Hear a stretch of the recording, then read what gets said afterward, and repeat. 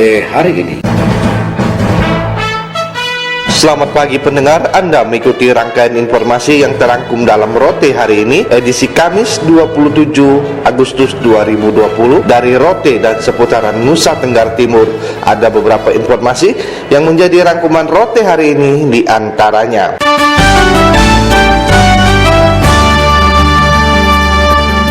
Insan pers Rotendao diminta bangun kemitraan dalam menyikapi berbagai situasi kemasyarakatan. Gebi Hurek Making menurunkan laporannya. Di hadapan insan pers saat membuka jajaran Polres Rotendao dengan awak media Rabu 26 Agustus 2020 di Aula Mapolres Rotendao, Kapolres Rotendao AKBP Feli Hermanto SIK MSI minta dukungan media untuk membantu kerja polisi, termasuk tidak menjadikan institusi Polri di daerah ini sebagai tempat sampah menumpuk berbagai persoalan yang seharusnya bisa diselesaikan dengan menggunakan kearifan lokal. Ditegaskan dinamika tugas antara Polri dan pers pasti ada, namun sebaiknya diramu dalam kebersamaan agar saling mengisi antar media dan kepolisian. Pemberitaan media agar dilakukan secara profesional tidak hanya pada awak media namun juga di jajaran Polres Rotendao. Jajaran kepolisian di daerah ini akan bertindak secara profesional, modern agar timbullah kepercayaan masyarakat terhadap institusi kepolisian. Untuk kegiatan antara kepolisian dengan pihak pers, saya minta bersinergi saja. Saya minta tolong jangan jadikan kami pihak kepolisian itu keranjang sampah. Ada sedikit masalah yang seharusnya diselesaikan secara kearifan lokal di sini, ya monggo diselesaikan. Kita jangan terlalu tegang, dibicarakan dahulu pemberitaan yang profesional saja. Saya akan menekankan kepada rekan-rekan saya di jajaran di wilayah Rotendao untuk berperilaku profesional, berperilaku modern agar timbullah kepercayaan dari masyarakat sekitar. Kapolres Feli Hermanto minta awak media untuk saling menghargai profesi antara Polri dan media, bangun komunikasi yang baik dalam kemitraan. Kegiatan kehumasan dan informasi kriminal misalnya bisa dilakukan secara baik. Menggunakan filosofi menarik benang dalam tepung, Feli Hermanto menegaskan benang ditarik namun tepung tidak perlu berserakan. Semua persoalan kemasyarakatan bisa diselesaikan dalam kemitraan antara Polri dan media. Temu muka Kapolres Rotendao dengan awak media dihadiri Kasat Reskrim Ibtu James Sembau Esos serta Kasubag Humas Polres Rotendao Aibtu Anam Nurcayo SIP. Dari Beranda Selatan NKRI, Gebi Hurek Making melaporkan. Pemerintah provinsi maupun kabupaten kota di Nusa Tenggara Timur diharapkan tidak membiarkan aset-aset daerah terlantar sehingga menimbulkan persoalan di kemudian hari. Informasi berikut dilaporkan oleh Adi Adu. Gedung-gedung UPT yang mangkrak, salah satunya di Desa Nginamanu, Kecamatan Wolomeze, Kabupaten Ngada. Saya belum cek yang lain, tetapi itu mangkrak, hanya rata kap saja, belum atap, slof atas saja. Pemerintah Provinsi Nusa Tenggara Timur maupun kabupaten dan kota di Nusa Tenggara Timur diharapkan tidak membiarkan aset-aset daerah terlantar sehingga menimbulkan persoalan di kemudian hari. Harapan agar pemerintah serius untuk mengurus aset-aset yang dimiliki disampaikan oleh Amajoy, salah seorang warga Kota Kupang. Persoalan yang muncul di Besipai menurut Amajoy menjadi salah satu contoh masalah yang bisa terjadi jika pemerintah tidak serius menata dan mengelola aset-aset yang dimiliki. Kalau aset daerah itu jelas bahwa itu milik pemerintah, ya diurus dengan baik. Kalau dibiarkan begitu, lalu orang pergi melakukan okupasi, saya pikir yang melakukan okupasi itu juga adalah warga negara, anak negara. Itu tanah negara. Nah, ketika mereka tinggal berlama-lama akan menjadi soal. Dan ketika dilakukan penertiban, saya pikir jangan marah kepada masyarakat. Karena kenapa mereka begitu? Karena mereka tidak terurus dengan baik. Kita ambil contoh di Besipai misalnya. Masalah Besipai ini, mereka juga anak-anak daerah, anak-anak negara yang harus kita lindungi, harus kita hidupi mereka sebagai mereka anak-anak kita. Terjadi persoalan di sana, harus membuka mata pemerintah di mana saja yang memiliki aset. Supaya aset-aset mereka ini dimanfaatkan dengan baik, jangan dibiarkan terlantar. Berkaitan dengan pengelolaan aset-aset yang dimiliki, menurut anggota DPRD Nusa Tenggara Timur, Patris Laliwolo, bukan saja aset yang sudah lama dimiliki daerah, tetapi juga aset di kabupaten kota yang dialihkan menjadi kewenangan provinsi sesuai kebijakan pemerintah pusat seperti aset di sektor kehutanan. Gedung UPT Dinas Kehutanan, yang saat ini kan kewenangan kehutanan sudah dicabut ke provinsi semua. Tetapi tahun anggaran 2018-2019 itu gedung-gedung UPT yang mangkrak, salah satunya di di Desa Nginamanu, Kecamatan Wolomeze, Kabupaten Ngada. Saya belum cek yang lain, tetapi itu mangkrak hanya rata kap saja, belum atap, slof atas saja, kosen dan ini semua sudah mulai rusak. Itu sudah menyebabkan kerugian negara. Dari asas manfaat saja sudah rugi, dari bagaimana menggunakan anggaran itu sudah merugikan negara. Kita minta ini segera ditindaklanjuti, kantor-kantor UPT yang dibangun yang mangkrak. Menurut Patris Laliwolo, pemerintah provinsi perlu memberi perhatian terhadap semua aset yang ada di daerah sehingga bisa dikelola untuk memberi nilai tambah bagi pendapatan daerah dan masyarakat. Klaster impor pasien terkonfirmasi positif COVID-19 asal Larantuka di Kabupaten Flores Timur, Handar, Kota Kupang kembali memasuki zona merah setelah kurang lebih sebulan berada dalam zona kuning. Berikut kita ikuti laporan Alfred Sengge. Kota Kupang, ibu kota provinsi Nusa Tenggara Timur, pasca terdeteksi satu pasien suspek asal Larantuka, Kabupaten Flores Timur, positif terinfeksi coronavirus, kembali menyandang status zona merah setelah kurang lebih 1 bulan berada dalam zona kuning menuju hijau.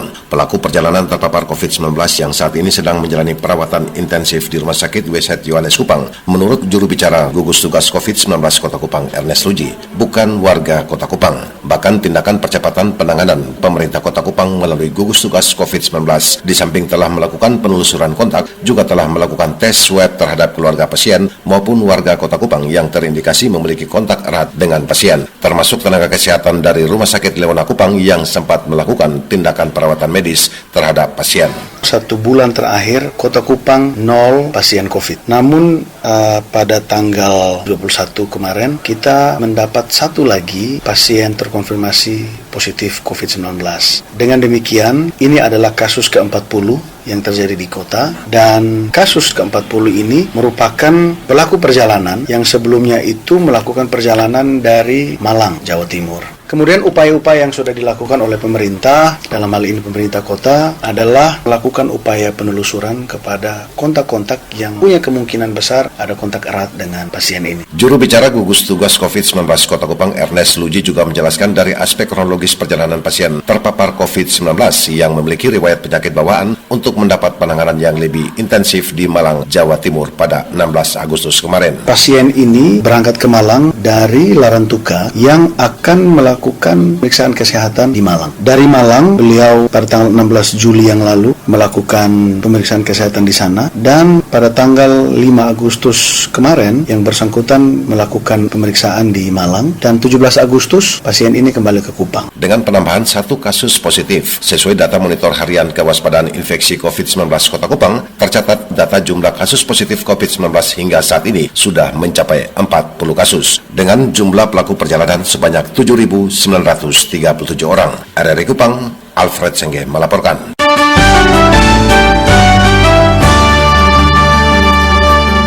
Forum grup diskusi yang diselenggarakan oleh Komisi Informasi di Nusa Tenggara Timur agar masyarakat lebih mengenal Komisi Informasi untuk mewujudkan keterbukaan informasi publik melalui Undang-Undang 14 tahun 2018. Selengkapnya, Rilen Poik melaporkan. Terbentuknya Komisi Informasi yang 2 hari lagi tepat berusia 1 tahun di Nusa Tenggara Timur semakin menambah hasanah informasi dari berbagai bidang di Nusa Tenggara Timur yang dibutuhkan oleh masyarakat. Komisi Informasi adalah lembaga mandiri yang berfungsi menjalankan Undang-Undang KIP dan peraturan pelaksanaannya, menetapkan petunjuk teknis, standar layanan informasi publik, dan menyelesaikan sengketa informasi publik atau adjudikasi non-litigasi, dan menyelesaikan sengketa informasi publik melalui mediasi. Dengan adanya Komisi Informasi bisa menjadi jembatan bagi masyarakat dan semua instansi untuk kebutuhan informasi. Demikian disampaikan Marianti Lutur Mas Adu, Ketua Komisi Informasi Publik Nusa Tenggara Timur kepada RRI. Undang-Undang Nomor 14 Tahun 2008 tentang keterbukaan informasi publik yang berlaku efektif tahun 2010 sebagai wujud nyata dari keinginan masyarakat untuk bisa mengakses informasi, dan ini juga merupakan hak asasi dari setiap insan untuk mendapatkan informasi. Meskipun pembentukan Komisi Informasi di Provinsi Nusa Tenggara Timur agak terlambat, tapi kita patut bersyukur karena pemerintah punya niat baik untuk membentuk Komisi Informasi sehingga bisa mewujudkan keterbukaan informasi publik. Marianti Dr. Mas Adu menegaskan bahwa sejauh ini sudah ada keterbukaan dalam pemberian informasi kepada masyarakat dengan saling membantu. Contohnya, ada banyak kegiatan yang membutuhkan informasi dari masyarakat maupun sebaliknya. Agar kegiatan yang dilaksanakan bisa berjalan dengan baik, maka masyarakat pun membutuhkan informasi yang akurat dari pemerintah. Komisi Informasi diharapkan bisa menjadi pemersatu dalam hal keterbukaan informasi bagi semua pihak. Seluruh elemen masyarakat menuntut pemerintah untuk transparan dan melibatkan masyarakat dalam pengambilan keputusan dimulai dari tahap perencanaan dan juga sampai dengan tahap pengawasan pembangunan. Melalui keterbukaan informasi dalam setiap aspek penyelenggaraan negara akan mampu mendorong partisipasi rakyat dalam pembangunan. Hanya dengan pemerintahan yang terbuka, maka akan terbangun legitimasi dan kepercayaan publik. Kepercayaan masyarakat akan lebih maksimal jika ada keterbukaan dalam pemberian informasi kepada masyarakat, karena akan ada pengawasan yang langsung tepat sasaran untuk lebih mengembangkan kualitas dari Komisi Informasi Publik ini untuk mewujudkan pemerintahan yang baik dan bersih untuk kedepannya. Dandim 1613 Sumba Barat ajak media jaga keadaan kondusif jelang Pilkada serentak 2020. Selengkapnya dilaporkan oleh Christine Gegung. Komandan Distrik Militer 1613 Sumba Barat Irawan Agung Wibowo mengajak semua media yang ada di wilayah Sumba untuk menjaga keadaan yang kondusif menjelang pelaksanaan Pilkada serentak 2020. Hal tersebut disampaikan dalam kegiatan Coffee Morning bersama para awak media Rabu 26 Agustus 2020 di Waikabubak. Wilayah kita nanti di Sumba Barat ini akan melaksanakan Pilkada di pelaksananya tanggal 9 Desember 2020. Memang perlu kita antisipasi mulai dari saat ini proses-proses yang akan dilaksanakan mulai dari pendaftaran calon nanti yang akan berakhir tahun 23 September kalau nggak salah. Sehingga dari sekarang kita jaga wilayah kita agar kondusif dan pelaksanaan tahapan-tahapan pilkada tersebut dapat berjalan dengan aman, lancar dan sesuai rencana yang dibuat oleh KPU. Kepada awak media, Dandim Agung Wibowo menyampaikan agar terjalin hubungan kerjasama yang baik dan saling mendukung guna menjaga keamanan di wilayah Sumba, khususnya Sumba Barat. Saya ingin antara kami, TNI, AD dalam hal ini adalah Kodim, kewilayahan dengan Bapak Ibu tetap kompak, menjalin persahabatan persatuan, saling membantu, saling menghargai sesuai dengan tugas masing-masing dalam rangka sekali lagi untuk menjaga kondusivitas, kemudian keamanan di wilayah kita. Kalau kita kondusif, aman dan akan nyaman kita melaksanakan tugas. Selain itu dijelaskan pula bahwa Kodim 1613 Sumba Barat akan memberikan pengabdian yang sungguh dengan mengatasi permasalahan yang sering terjadi di tengah masyarakat. Hadir dalam kegiatan tersebut awak media elektronik RRI, TVRI, Global TV, media cetak Pos Kupang, dan media online Suara Jarmas. Stasiun produksi RRI Sumba, Christine Gegung, melaporkan.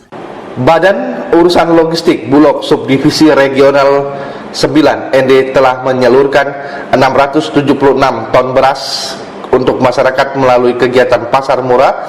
Kegiatan pasar murah sudah berlangsung sejak pandemi Corona disease COVID-19, yakni mulai awal tahun hingga saat ini. Selengkapnya Heribertus Epu menurunkan laporannya. Menurut Kepala Subdivisi Regional Kasubdivre Bulog ND Stefanus Kurniawan, kepada sejumlah awak media di ND mengatakan, kegiatan operasi pasar murah hampir dilakukan setiap hari bekerja sama dengan para pedagang yang ada di beberapa pasar tradisional di wilayah Kabupaten ND. Ia menjelaskan setiap hari Bulog selalu memasok komoditi yang dikuasai Bulog, khususnya beras, kepada para pedagang untuk dijual kepada masyarakat sesuai dengan harga yang sudah ditentukan oleh Bulog, sehingga masyarakat sangat terbantu di tengah situasi pandemi Corona saat ini. Dikatakan Stefanus Kurniawan, masyarakat sangat terbantu dengan kegiatan pasar murah ini, sehingga ke depan Bulog ND akan terus melakukan kegiatan pasar murah sampai ke pasar yang berada di wilayah kecamatan yang selama ini belum dilaksanakan operasi pasar. Sekarang itu sekitar 1.000 ton.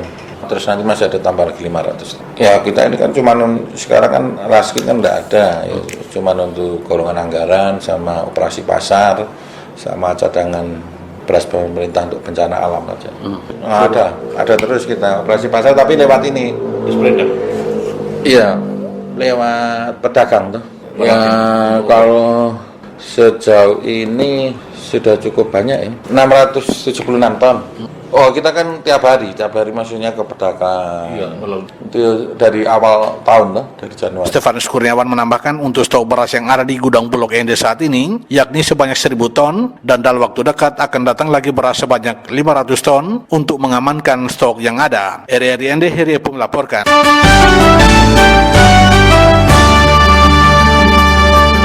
Sebanyak 8 unit rumah akan dibedah melalui program Tentara Manunggal Membangun Desa TMMD ke-109 Kodim 1605 Belu yang akan dipusatkan di Kabupaten Malaka.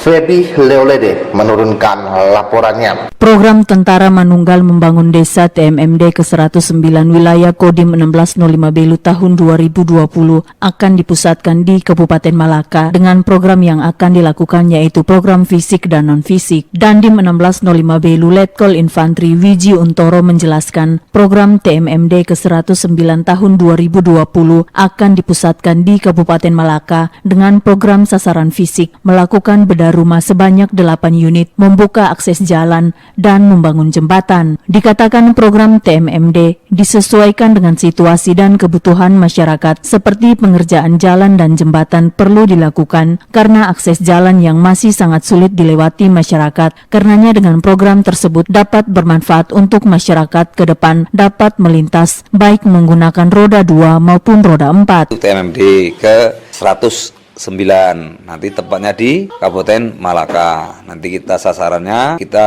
bedah rumah ada 8 unit dan membuka jalan ke arah pantai. Yang jalan itu semula cuma jalan setapak yang bisa dilewati motor, nanti ke depan bisa dilewati kendaraan roda 4 sehingga nanti akses masyarakat baik ke pantai ngangkut hasil nelayan dengan cepat dengan mobil. Ada juga jembatan yang ada jembatannya itu, kalau enggak jembatannya pun jembatan kayu udah nggak bisa dilewati kendaraan bermotor, roda 2 pun nggak bisa, harus jalan kaki. Jadi menghambat lah dengan sehingga ke depannya nanti akses masyarakat lebih cepat. Menurut Dandim, TMMD ke-109 akan dimulai Oktober mendatang. Saat ini tengah dilakukan persiapan karena program TMMD bertujuan untuk membangun desa sebagai wujud operasi bakti TNI yang merupakan program terpadu lintas sektor guna meningkatkan akselerasi kegiatan pembangunan di daerah, khususnya wilayah perbatasan. Di Wiku. Untuk mulainya nanti tanggal 2 Oktober sampai dengan 30 Oktober, 1 bulan. Gerakan sudah seluruhnya kita bergerak. Pihaknya berharap program TMMD ke-109 yang akan dipusatkan di Kabupaten Malaka mendapat dukungan baik dari pemerintah dan masyarakat Malaka. RRI Atambua, Feby Leolede melaporkan. Menuju satu data bidang pertanian, BBPP Provinsi Nusa Tenggara Timur menggelar kegiatan BIMTEK Haiti dihadiri penyuluh pertanian sekabupaten Belu. Ferdi Asih menurunkan laporannya. Dalam upaya terkoneksi satu data bidang pertanian, pihak Balai Besar Pelatihan Peternakan BPP Kupa Nusa Tenggara Timur mengadakan bimbingan teknis BIMTEK kepada para tenaga IT bidang pertanian di Kantor Dinas Tanaman Pangan Hortikultura dan Perkebunan Kabupaten Belu Rabu pagi. Kepala Bagian Program dan Evaluasi Didi Sainuddin di sela-sela kegiatan yang dihadiri para koordinator penyuluh pertanian tingkat kecamatan dari 12 kecamatan Kabupaten Belu diwawancara RRI mengatakan optimalisasi Balai Besar Penyuluh Pertanian dari target 5.656 Balai Penyuluh Pertanian BPP secara nasional, 3.000 BPP diantaranya aplikasi data pertanian sudah harus bisa terkoneksi secara satu data. Menurutnya, salah satu peran BPP sebagai pusat data dan informasi mengenai satu data kementerian dan lembaga tentang program pertanian. Melalui terkoneksi satu data terpantau ke pusat, bisa juga memonitoring program pertanian di tingkat lapangan serta intervensi cakupan kegiatan, seperti menyangkut luas lahan tanam maupun tingkat produksi pertanian dan lain sebagainya yang bisa juga menjadi acuan pelaksanaan program dan kegiatan bidang pertanian selanjutnya.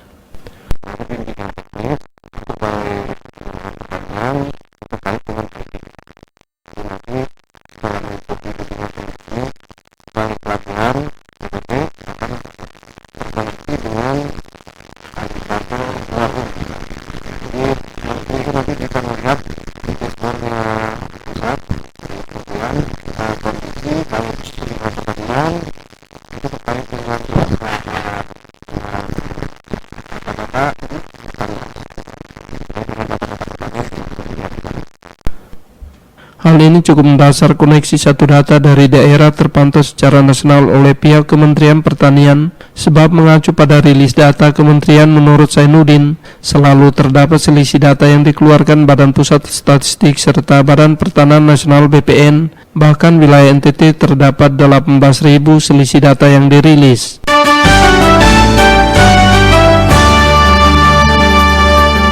Pendengar, demikian rangkaian informasi yang dirangkum melalui Rote hari ini. Atas nama kerabat kerja yang bertugas, saya Rudi Hartono mengucapkan terima kasih dan selamat pagi.